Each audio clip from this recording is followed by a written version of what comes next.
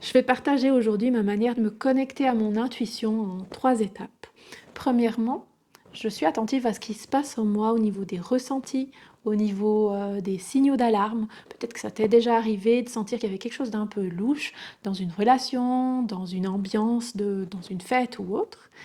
Et souvent, on aura tendance à balayer ça, à se dire oh, ben, je me fais des idées. Non, alors à ce moment-là, de plus en plus, j'essaye de me faire confiance, puis de me dire il y a quelque chose.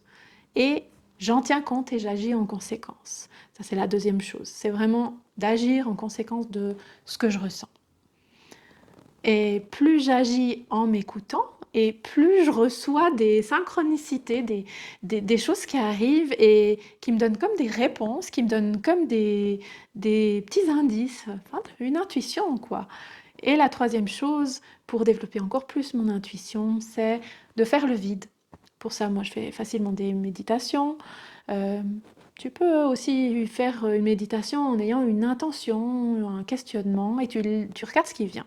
Donc moi, je fais une méditation, je laisse venir ce qui va venir, et quand j'ai fini, je prends une feuille et je dessine ce qui vient. Ou bien, je prends une feuille, j'écris ce qui vient. Ça dépend, ça peut être des mots, ça peut être des images. Enfin, il ne faut pas trop réfléchir, il faut voir ce qui sort.